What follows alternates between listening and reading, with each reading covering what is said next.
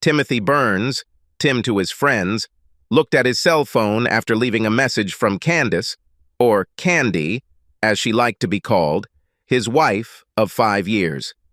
He had just signed a service contract with a large California company that had offices throughout the country. He knew his boss, Jake Hudson, would be extremely pleased as the new contract meant a significant expansion of his IT firm. The new contract also meant a significant increase in his salary. Maybe now, he thought, he and Candy will finally be able to start their own family, as they had planned. But he had concerns that had begun to creep into his mind after his camping trip with Jake a little over a week ago. There was something a little different about her when they returned from their trip. It seemed like her mind was on something else most of the time, and she was starting to get a little snappy with him. But that was not all. He noticed something else when they got home and threw their clothes into the laundry basket. A pair of her panties had something in the gusset. He picked them up and noticed that whatever it was already hardened and had a very distinctive smell. Then it dawned on him, and he felt as if his whole world had collapsed. He vowed to find out the truth. He knew he would be heading to the West Coast, so he visited an attorney to see what his options were. If Candy cheated, he thought, it would be the end of their marriage. "Are you sure that your wife is cheating on you?" asked Ruby Hawkins. Ruby was a lawyer who specialized in family law and divorce and was recommended to him by a friend who had just divorced his wife for cheating. "Not 100%, he said, "but I need to know, and if that's the case, I want a divorce." "Well then," said Ruby, "most divorces in this state occur without anyone's fault. You can file on the grounds of adultery, but you will need compelling evidence." "Do you mean, for example, photographs or videos?" Tim asked. "Yes," said Ruby. "If you want, I can instruct an investigator to follow her and find out for sure." "Yes, please," Tim said. "What can I expect during a divorce?" "Well, since she makes about the same amount as you do from your teaching job, there's a chance that we can save you from having to pay her any child support," Ruby said. "You don't own any real estate and you don't have any children, so essentially it's going to be split 50-50. You keep your pension and she keeps hers. Essentially, this is an even distribution of assets. If she cheats on you, we will use that as a basis and use whatever evidence we have to ensure a good outcome. I'll start the paperwork and we'll send it when we have the evidence." "Okay," Tim said. "Let's do that. I'll be out of town for about 3 days, so I think that's when she'll probably do it." She called her investigator, Marvin Johnson, and he suggested Tim install a tracking app on her phone. He also gave Tim a device to record phone calls on his landline and an audio recorder, which he hid in her purse. Tim hated doing this, but he had to know the truth. There were other clues as well. Ever since they'd gone camping, Jakey had seemed even more arrogant and condescending than before. It was almost as if he knew something that Tim didn't. He managed to hold out for a week, and Candy drove him to the airport, kissing him goodbye. "I'll call you this evening after dinner," he said. "Okay, honey," she told him. "Have a good flight." The first night he was away, he called Candy as promised, and was a little shocked when she told him that she would be working as a waitress at the party Jake was throwing at his house that evening. According to Candy, one of the waitresses was sick, and Jake asked if she would be willing to fill in for her. He didn't know that Jake had any plans because he didn't mention anything. "He promised to pay me $150 for the evening," Candy said. "I could use some extra money, since I won't be back to work until a couple of weeks later." He knew classes would resume soon and she could really use some extra money, but something wasn't right about it. "Really?" Tim asked. "Okay, go ahead, but be careful and tell me about it tomorrow, okay?" "Okay," she said. "You know that I love you, right?" "Yes," he said. "And I love you too. Good night." He finished the conversation, but a knot began to twist in his stomach. He called the investigator. "I just wanted to let you know that Candy was asked to waitress at a party at Jake Hudson's house," Tim said. "Okay," said Marvin. "We succeeded. I'll forward you everything we find out." "Thank you." Tim said, ending the conversation. The next day, he called Candy on her cell phone, but received no answer. He also called his home phone, but only got an answering machine. Of course, she didn't spend the night with Jake, he thought to himself. However, his hopes were dashed when he received an email from Marvin that same day. Candy spent the night at Hudson's house, and she is still there, the email said, and she was very busy the night before. I've attached a couple of photos, but I want to warn you that they are quite graphic. I will give you my full report when you return. Tim opened the attachments, and his heart sank. His beloved wife was there with whom he lived for 5 years. She had sex. With 3 men he had once considered friends. His hands began to shake and tears began to flow from his eyes. He couldn't believe what he was seeing. He tried calling her again, but it went straight to voicemail. He also tried to call his home phone, but only got an answering machine. He didn't leave any message and went to the hotel bar to drown his sorrows. The next morning, he checked the tracker and found that Candy's phone was still at Jake's house, which meant she was probably still there. Marvin confirmed this assumption with an email that contained 2 more photographs of his wife. The nature of the photographs was the same as the previous ones, but with 10 men, including Jake, his son Mike, and 5 more employees of Jake's IT company. He had once considered all these people to be reliable colleagues, but that was no longer the case. He didn't recognize the other 3 and assumed they were Mike's friends. He completed his business with the California client and, contract in hand, checked out of the hotel and caught an early flight home. He caught a taxi at the airport and noticed that Candy's car was missing when he arrived home. Checking the tracker, he saw that her phone was still in Jake's house. He went inside, changed his clothes, and called Ruby's office. He was surprised when her receptionist said that she was free and could see him in the afternoon. He called Candy on her cell phone and was surprised when she answered. She seemed out of breath when she answered. "Hello?" she asked. "Hi, it's me, Tim," he said. "Where are you?" "I'm home. Just finishing up a few things before class starts," she said. He was shocked that she had lied to him so blatantly. "I see," he said. "Well, I'm done here in California and I'm heading home." "Oh, okay," she said. "I missed you so much. Call me when you land and I'll pick you up at the airport." "No, don't worry," he said. "I'll take a taxi. Bye." He ended the conversation and wondered if she noticed that he didn't tell her that he loved her, or that they would see each other later. Shaking his head, he left the house and went to visit Ruby. Candy looked at the phone after Tim ended the call. He always ended his calls by saying he loved her, but this time he didn't. In fact, she noticed that his voice didn't sound friendly at all. She fully intended to return home after that first night, but lying naked between Jake and his son felt so good that she just couldn't leave. After all, she owed it to herself, she thought. This will all end when classes start again, she thought. And Tim would never know. So she spent the next day and the next night with Jake and his son Mike. That second day, Jake went to work for a couple of hours, but Mike kept her busy and even made arrangements with several of his friends. When Jake returned home, she was having sex with Mike on Jake's bed. When they finished, Jake sat up and looked at her. "So maybe I should send your husband somewhere more often," he said with a sly smile. "You know that my classes are resuming soon?" she said. "So I won't be available for a week. I wouldn't dare do anything like that while he's still at home." "Why not?" Jake asked. "Maybe for a change he would enjoy seeing how real men treat you." Jake and Mike both laughed at this. "Well, I have to admit I had a great time," she said. "But I still love Tim, and I don't want to hurt him." "Well, maybe I can see to it that he gets sent away for the weekend," Jake said. "That way you can come and play with us in the house."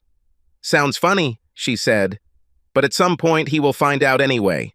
Tim is not a fool, you know." "Don't worry," Jake said, picking up his video camera. "I'll take care of Timmy boy.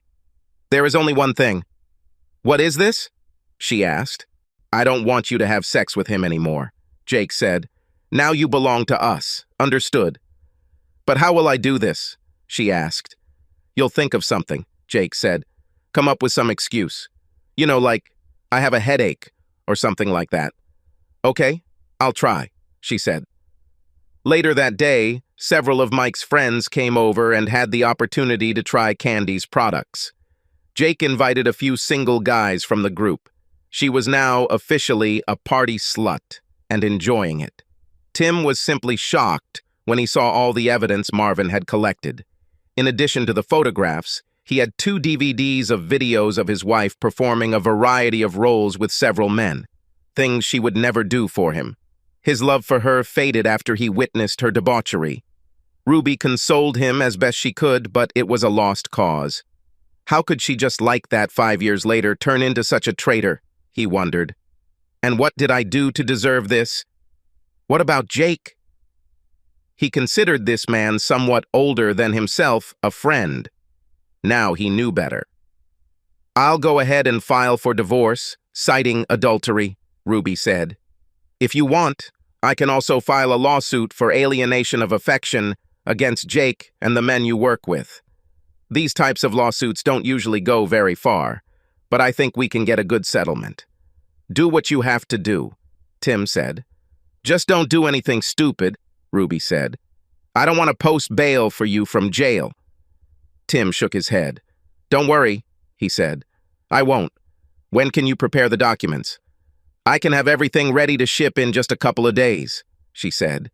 In the meantime, try to behave normally around your wife. I'm not that good an actor, Tim told her, and I will never touch her again. God only knows what she got from all these men. Tell her you're not feeling well, Ruby suggested.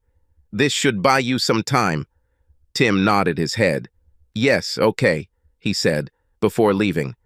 As he sat in his car, he suddenly realized something else. There was no way he could work for Jake again, and he would never be able to bear the presence of men nearby who would cuckold him. He took out his phone and scrolled through his contacts until he found the number he wanted. He dialed the number and hoped for the best. Carlson, said the man on the other end of the line when he answered. John, this is Tim Burns, Tim said. Tim, how are you, old friend? Asked John. It could have been better, Tim said. Listen, is this vacancy at Empire still open? John Carlson, CEO of Empire, had been trying to get Tim on board for some time, but Tim felt he needed to stay with Jake out of loyalty.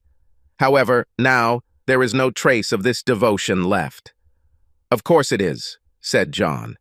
Have you finally decided to join a reputable company? Yeah, something like that, Tim said. Some things caught my attention and I found that I could no longer work there.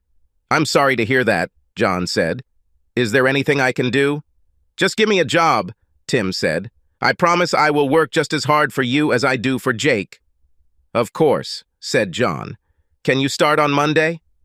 Absolutely true, Tim said. Okay, John said. Look, why don't you and your pretty wife come over tonight and try Rose's famous lasagna? We can catch up and I can discuss the compensation package with you. I would love to, but unfortunately, I can't come with my wife, said Tim. About? Asked John. What's happened? I really don't want to go into detail over the phone, Tim said. I can go a little deeper into this tonight if you want. Of course, Tim, John said in a worried tone. You know, Rose is a licensed counselor. Maybe she can help you if you want. That actually sounds good, John. I appreciate it, Tim said. Okay, John said. I'll call Rose and let her know. Do you think you can come in at, say, 6:30 p.m.? Of course, said Tim. Today at 6:30.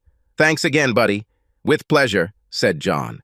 They ended the conversation and Tim felt as if a huge weight had been lifted off his back. He started the car and headed home.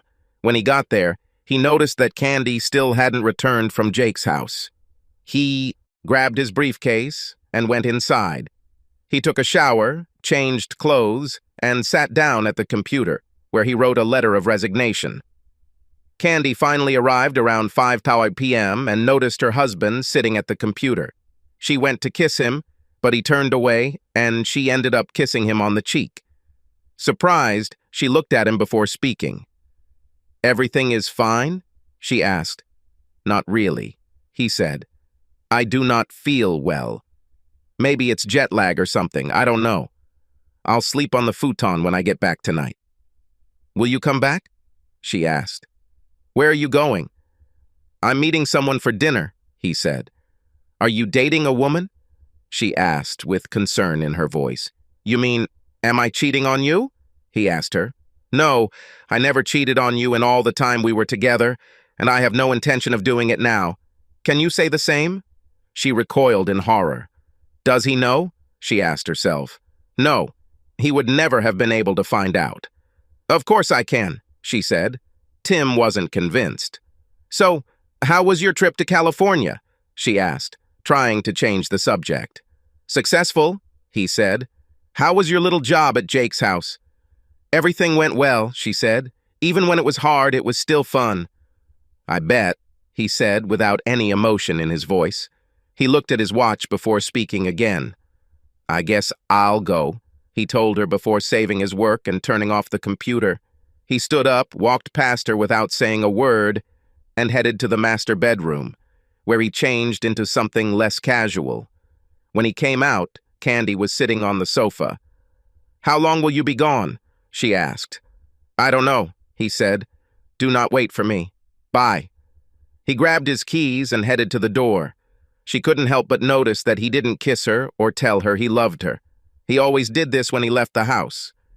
Seeing his car drive away, she picked up her home phone and called Jake, unaware that her conversation was being recorded.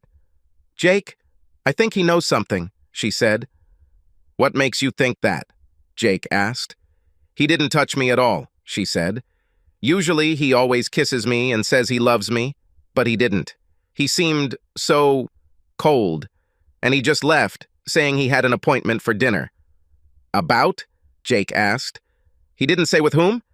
"No, he didn't do it," she said. "JK, what if he knows? What if he plans to leave me?" "So, what if he does?" Jake grinned. "You can always come and stay with us, and don't worry about Timmy boy. I will make him run so much that he will hardly ever be home." "But I don't want to lose him," Candy exclaimed. "I love him," Jake laughed out loud. "Yes, you've shown us all how much you love him over the past 2 days, haven't you?"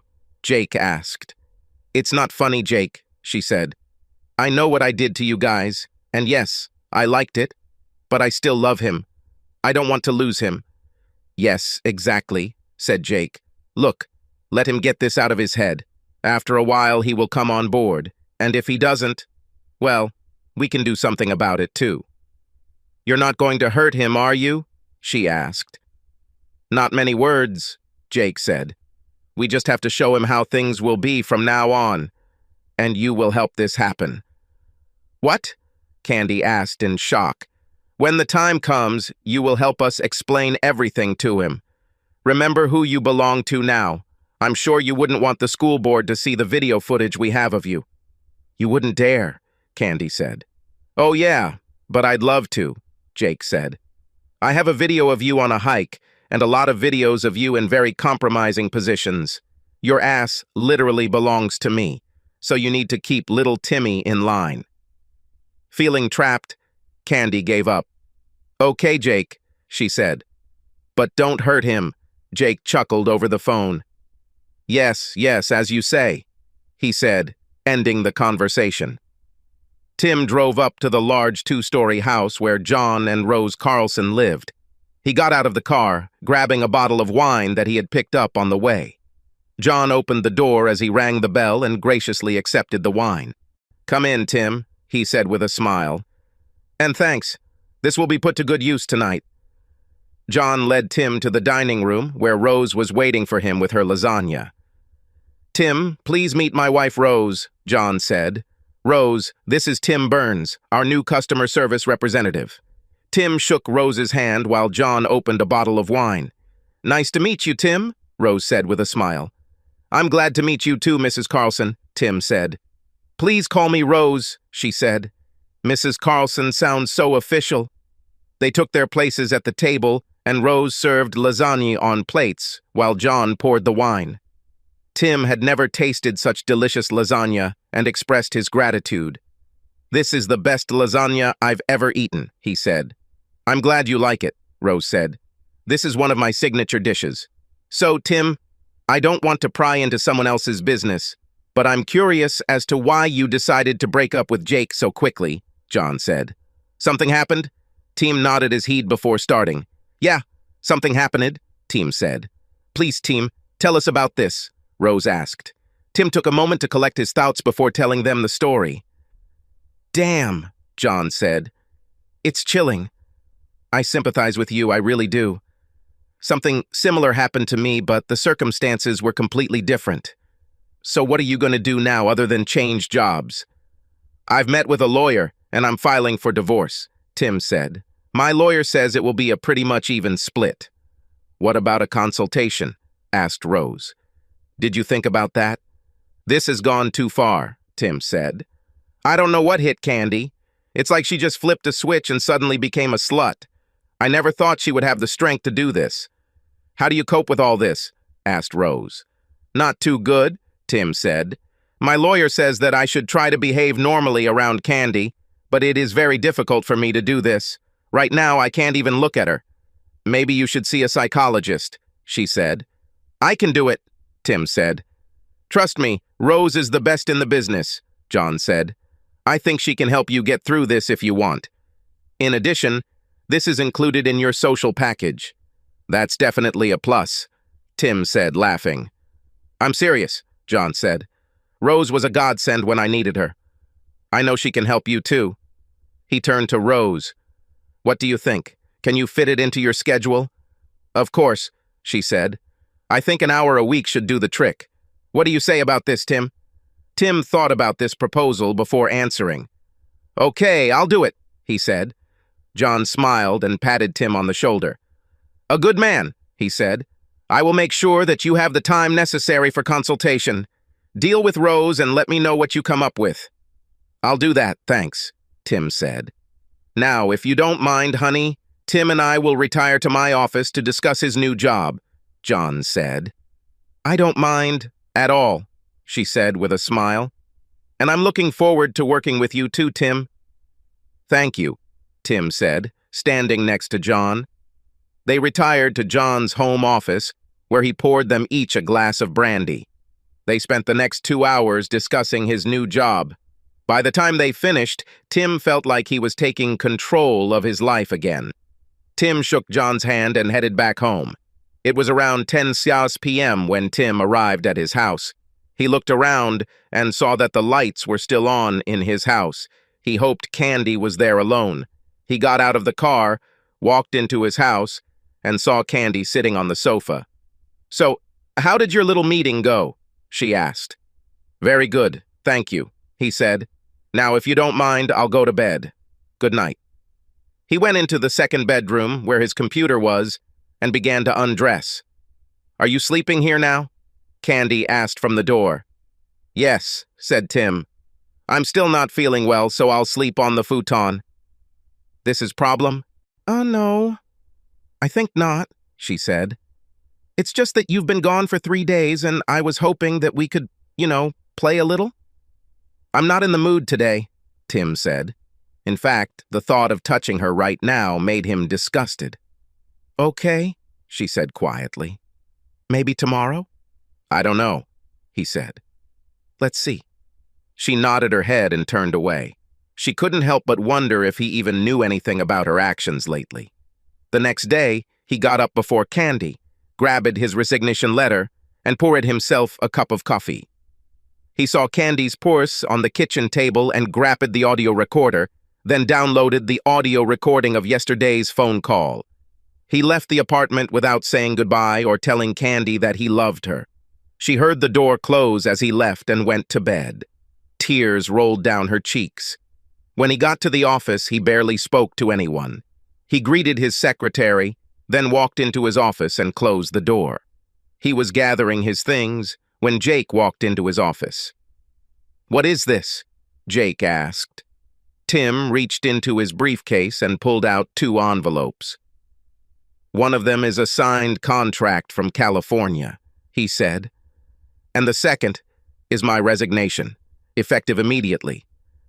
I believe you owe me a bonus for getting the California bill, and you owe me my final salary along with the rest of my vacation. Resignation? Jake asked in shock. What the hell? Why are you leaving? I need you. Seriously? Tim asked. You really don't know why? Do you think I'm stupid or something? You know that's not true. To be honest, some things caught my attention, and I decided I couldn't work here anymore. So I got a job at another company. I'll be leaving you in just a few minutes. Then I went to the HR department. Wait, Tim, can't we talk about this? Jake asked. Tim shook his head. There's nothing to talk about, Jake, Tim said. I'm over it. Finished.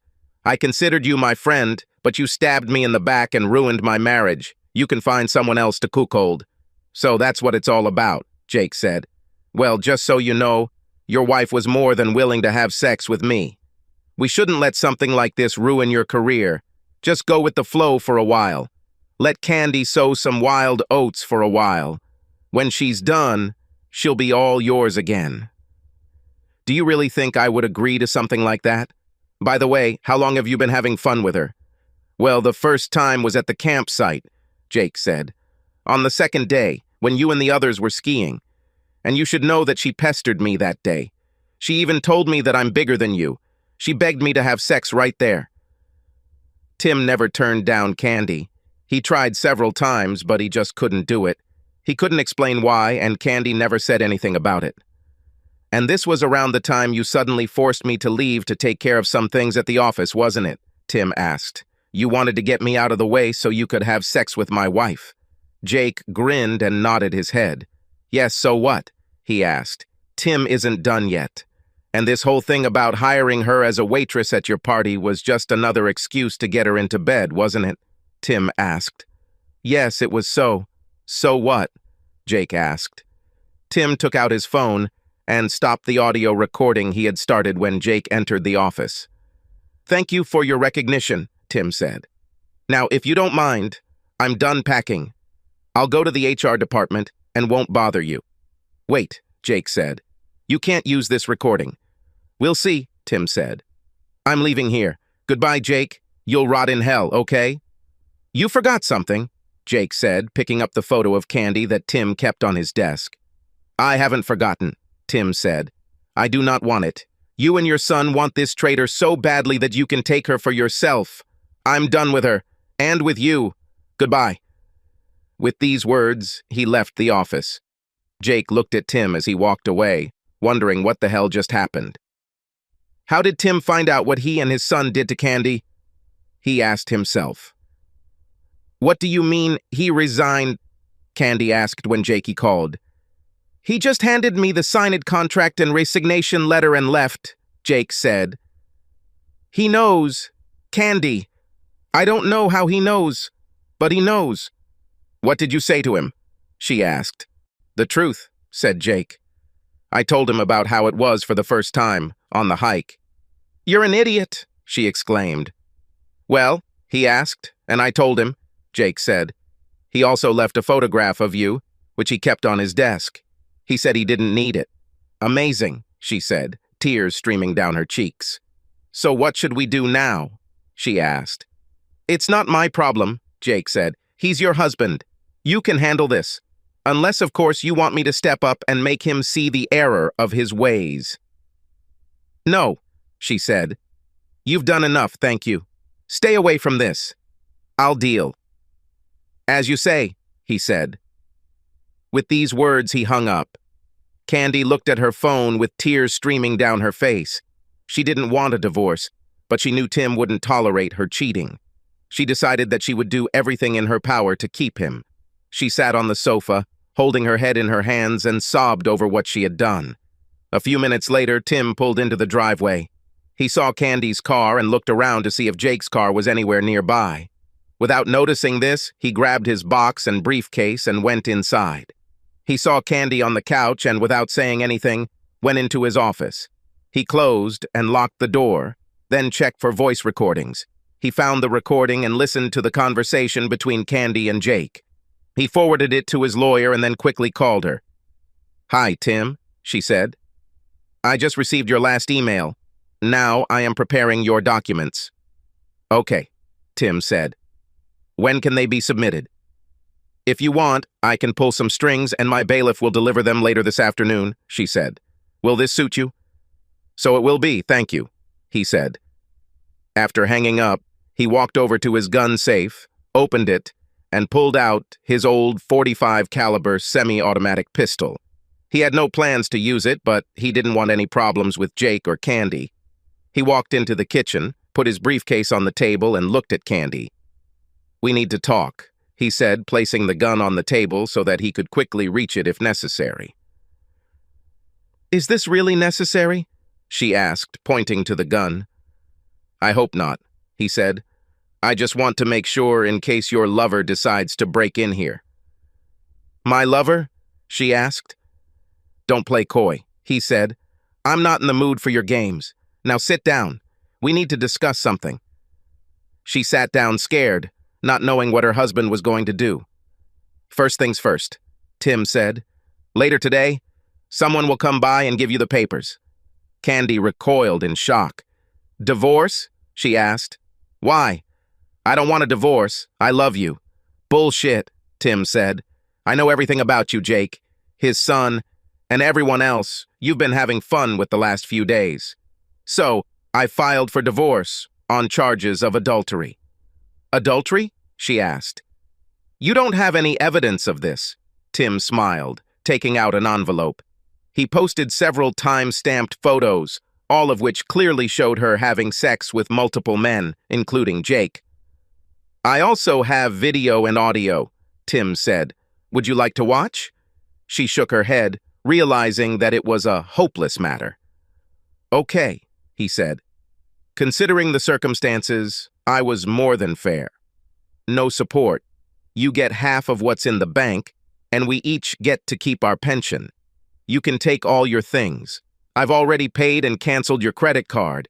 I have a cashier's check for your half of what's left.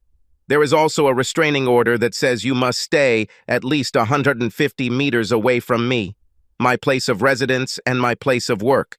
So from now until you are served with the documents, you have time to pack out your trash." "Are you kicking me out?" she asked, and tears flowed down her cheeks. "That's pretty much it," he said. "But what if I decide to contest the divorce?" she asked. Tim laughed. "I don't think that would be very wise," he said.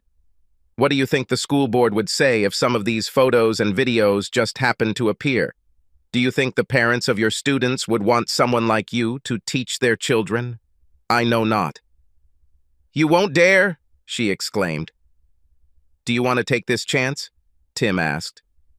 Candy looked down for a moment before shaking her head. "No," she said. "Me not. I'll need this job."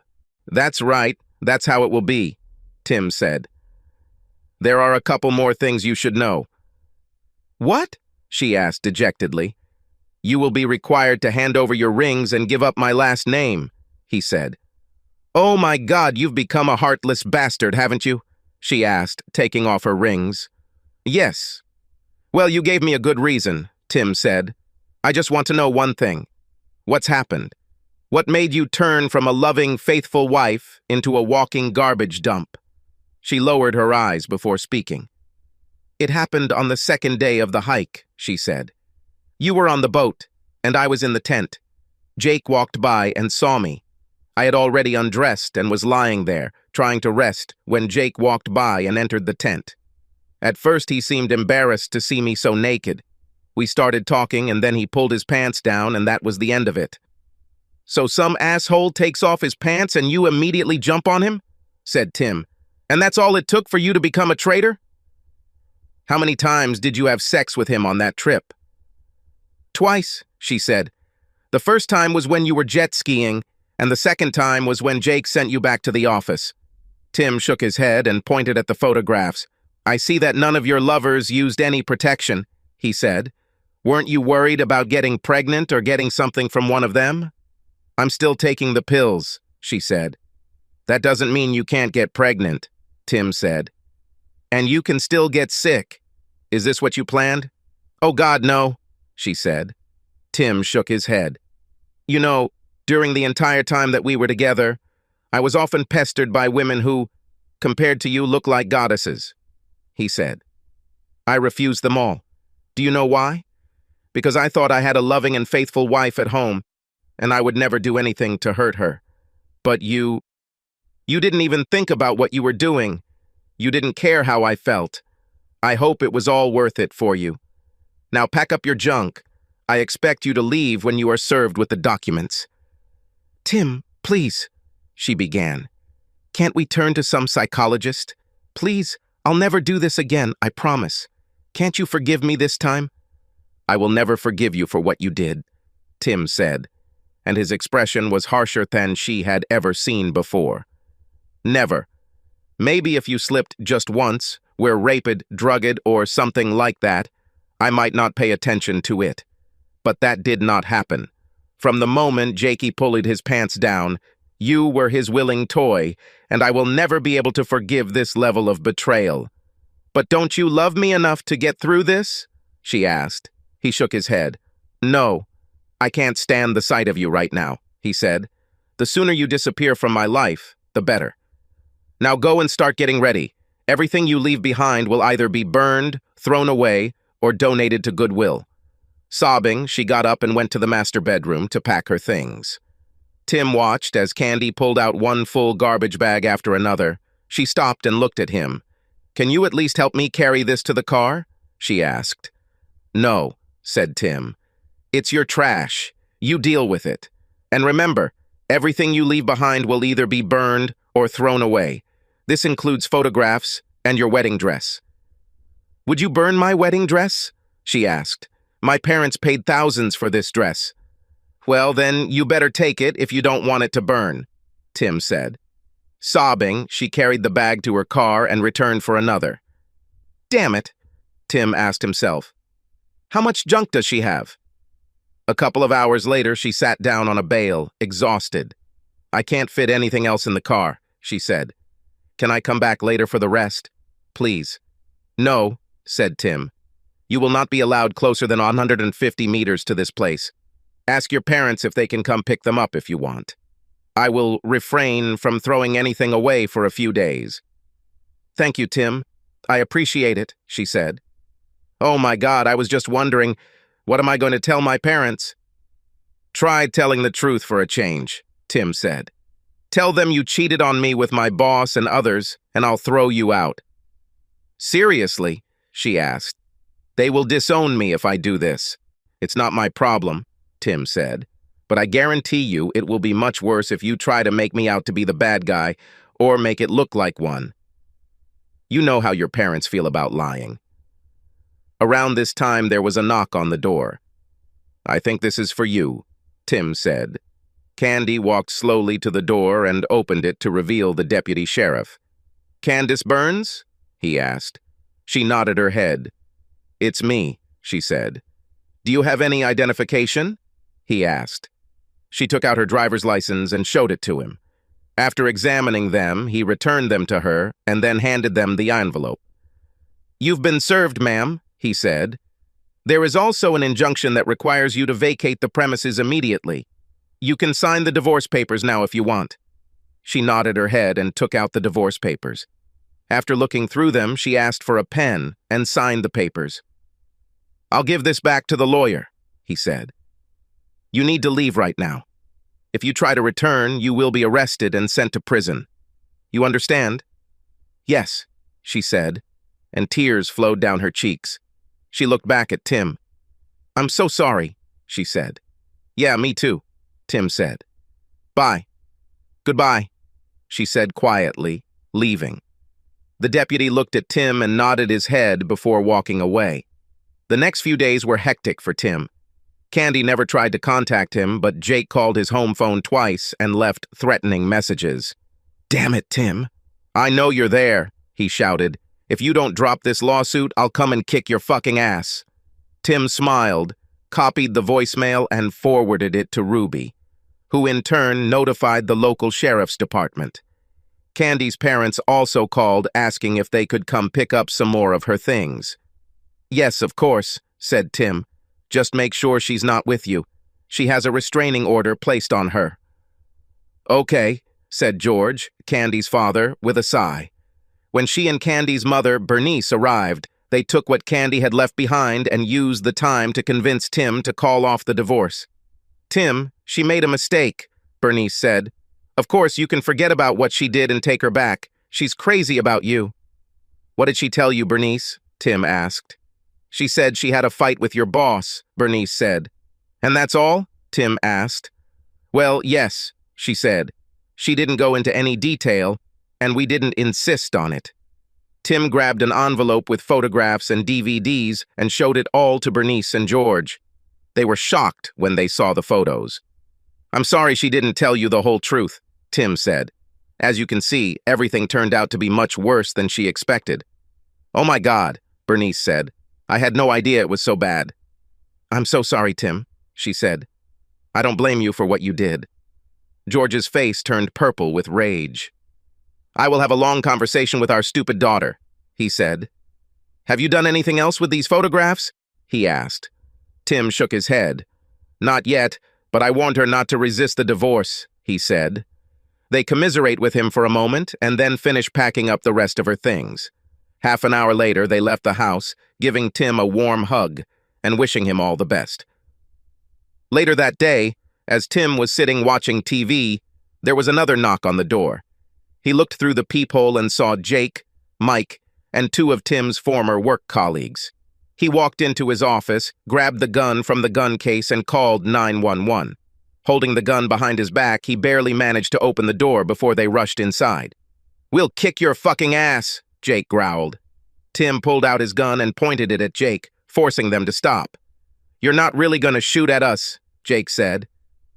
"You don't have the courage." "Do you really want to check this?" Tim asked. "Just so you know, I already called 911 and the police are on their way here right now. If you're here when they get here, you're going to jail for violating the restraining order." Jake, I think he's serious," said one of the other two men. Jake looked at him for a moment, then turned back to Tim. It was at that moment that they all heard a siren nearby and saw flashing red and blue lights. "Yes, Jake, I'm serious," Tim said. They turned to leave, but two very large uniformed police officers stood in the doorway. Tim lowered the gun. "Put the gun down, sir," one of the officers said.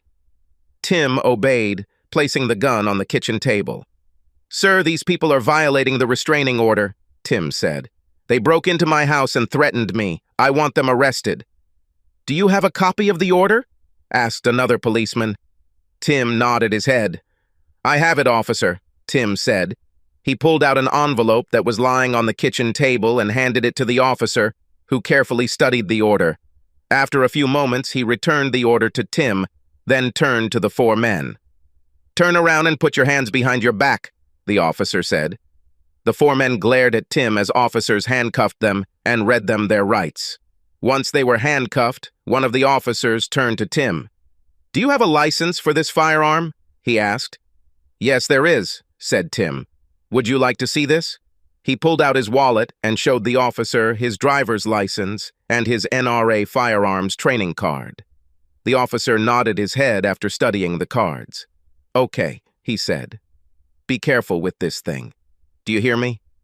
"I hear you, officer," Tim said. "Thank you." The next 3 months passed in a blur for Tim. He enjoyed working at Empire, much more than he ever did working for Jake.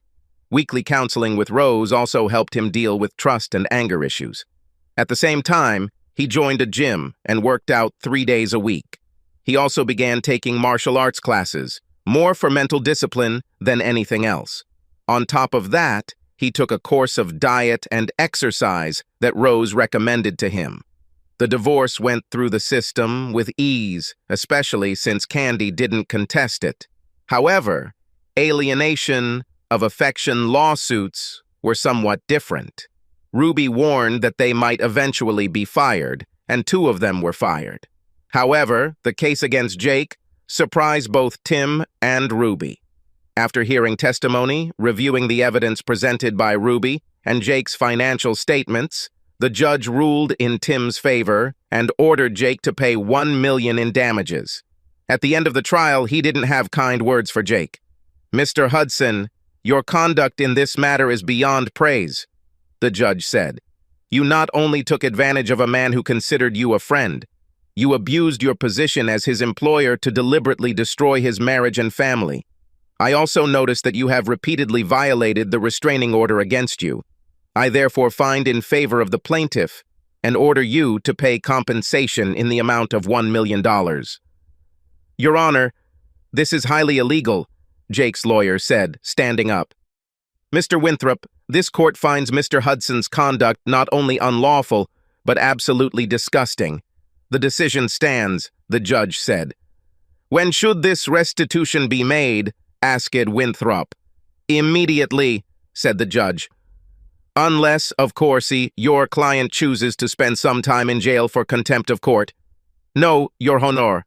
My client will pay as ordered, Winthrop said, sitting back down. Okay, said the judge, and God help you if that check gets rejected. Case is closed. He banged his gavel, ending the hearing. Jake wrote out a check and gave it to his lawyer, who gave it to the bailiff. After the judge took note of the check, the bailiff handed it to Ruby, who in turn handed it to Tim. To Tim's surprise, the check did honor the bank, and it paid Ruby her share of the judgment. While working at Empire, Tim was contacted by several of Jake's clients. Word of the lawsuit seemed to spread around the world, and a number of companies were leery of continuing to do business with someone who was intentionally ruining another man's marriage. In their opinion, a person who would deliberately destroy a friend's marriage simply cannot be trusted. The way things were going, Tim believed Jake would go bankrupt within a year. All this time, Tim refused to go on dates, although several very nice women from the company approached him. In his opinion, he will be a married man until he receives his final divorce. Once this happens, he will be free to continue the relationship, but not before. When the divorce finally came, he went to celebrate with friends from work. A couple of months after he finalized the divorce, Candy's mother called him. Tim, this is Bernice. Do you have a few minutes? She asked. Of course, Bernice, he said. What's happening? This is Candy, she said. She is HIV infected. She just received her test results. I'm sorry to hear that, Bernice, Tim said.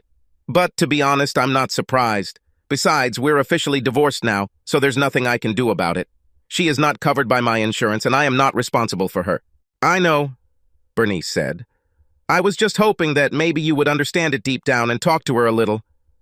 Well, I think I can, but I don't know what good it will do, he said.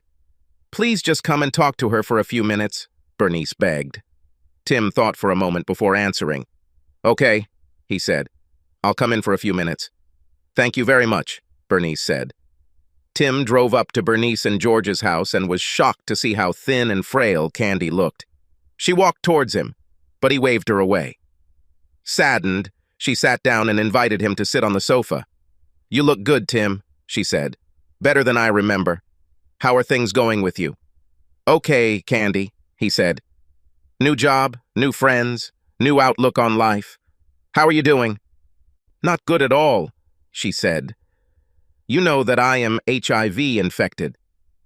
That's what your mother said, he told her. I'm sorry to hear this, but to be honest, I'm not surprised. Do you know when you became infected? I think it was one of the days I spent at Jake's, she said. That day I had a lot of unprotected sex with several men. Does Jake know? He asked. She shook her head. Not yet, she said. I'll have to tell him so he can get tested too. I'm sure he won't take it well, Tim said. No, probably not, she said. Look, Tim, I just wanted to apologize to you one last time and hope that maybe you would understand it in your heart and forgive me for what I did to you. I now realize that my actions ruined many lives. I could have said no at any time, but I didn't. I was stupid and greedy, and I let my hormones get the better of my rational mind. And now I'm paying for it. I had the best husband and lover a girl could ask for, and I gave it all up for something new a few days ago. I know you hate me, and you have every right to, but I don't want to go to my grave without your forgiveness. Tim considered her words carefully. It was the first time he could remember that she actually took responsibility for what she did, and the first time she acknowledged what her actions had caused to others. Of course, he could continue to hate her, but he remembered his sessions with Rose. Holding a grudge against Candy won't help him move on. He nodded his head. "Okay, Candy," he said. "I forgive you." She cried, sitting in a chair. He thought about pulling her into his arms and started to stand up, but she waved him off. "Thank you so much, Tim," she said through tears. "This means more to me than you know. Listen, I want you to find a woman you can love and trust. Marry her and have children. I'm over it. I'm done. But you have your whole life ahead of you, and you deserve to be happy." "Thank you," he said. "I'll do so. And if you ever want to just talk, let me know, okay?" She nodded her head, wiping tears from her eyes. "I will do so, Tim," she said. "Thank you for coming and talking to me. I've missed you so much these past few months." "I miss the woman I married," Tim said calmly. "By the way, how are things with Jake and Mike?" She shook her head. "It's not good," she said. "Lately he has become very cruel. He didn't take losing to you in court very well. You probably know that his business has suffered a lot lately." "I noticed," Tim said. "Did he hurt you, physically?" "Not yet, but he's very harsh," she said. "Do you want me to be with you when you tell him about your diagnosis?" Tim asked. "No, but thanks for asking anyway," she said. "This is my responsibility and I have to deal with it. You know, I keep thinking that if I had just told him to leave that first day of camping, we would still be together." "It's quite possible," Tim said. "But I have a feeling that at some point it would have happened anyway. He's been hunting you for quite some time." "I think you're right," she said. "Look, I'm really tired and I need to rest before I come back. Thanks for coming. This means more to me than you know." "You're welcome, Candy," he said. "And remember, call me if you just want to talk." "Fine?" She nodded her head weakly. "I will do so," she said. "Goodbye, Tim," she added. "Think about me from time to time. Fine?" He sensed a certain finality in her last statement and wondered if she intended to commit suicide. "I will do so," he said. "Just don't do anything stupid, okay?" She smiled. "I won't," she said. He stood up and headed towards the door. Bernice approached him before he left. "Thank you, Tim," she said, hugging him. "It means more to her than you think, and for me too." "You're welcome, Bernice," he said. "Keep an eye on her, okay?" "I will do so," she said. A couple of weeks later, Tim was sitting on his couch, eating dinner and watching the evening news, when he heard a report that caught his attention. The bodies of a local businessman, his son, and a woman believed to be the man's mistress were found earlier today in what police believe was a double murder-suicide, the presenter said. Jacob Hudson, president and founder of Hudson Consulting, along with his son and a woman who has not yet been identified, were found dead. All three were victims of gunshot wounds, authorities said. Police are investigating the incident and more details will be provided as they are released. After recovering from his initial shock, Tim called Bernice. She was sobbing when she answered the phone. "Bernice, what's going on?" he asked. "We just got word that Candy is dead," she said. "Looks like that bastard Jake shot her, then his own son, and himself." "Oh my God," Tim said. "I saw the news report and hoped it wasn't her." "I am so sorry." "That's her," Bernice said. "Do the police have any idea why this happened?" Tim asked. "They're not 100% sure," she said, "but I'm pretty sure she told Jake about her HIV and he lost his mind. They are now conducting an autopsy." "I'm really sorry, Bernice," Tim said. "I want you to know that I never wanted this to happen." "I know, Tim," she said. "Candy made her own bed and paid for it. Still, it's hard to lose your only child like that. I'm just glad you were able to make peace with her. I like to think she's in a better place now." "Fine, let me know if there is anything I can do," he said. "Thank you, Tim," she said. Candy's memorial service was held a couple of weeks later, and Tim took the day off work to be there with her parents. According to the autopsy results, both Jake and Mike, like Candy, were found to be HIV positive. From what police were able to piece together, Candy told Jake about her diagnosis and said they should get tested. When Jake and Mike learned they too had tested positive, Hudson Sr. shot her in the head, then his son, and finally shot himself. Tim spent several days mourning Candy's death, remembering the good years they had spent together. Then one day, out of the blue, he received a visit from Cynthia Stone, another representative who worked on his team. "Hello, cowboy," she said. "Would you like to join us for happy hour tonight? You look like you could use some company." Tim thought about it for just a moment. He almost refused her, but then changed his mind. "What the hell?" he said. "I could use some good company right now. Of course, I'll join you." "Well, then come to Hitchhikers after work, okay?" she asked, smiling. "I'll be there," he said. "Thanks for the invitation." So, the cycle of life continues, he thought when she left. Subscribe to our channel so that your second chaff doesn't cheat on you, and go ahead and listen to the next story, because this story is nothing compared to the next one. If you're under 18, don't even think about listening to the next one.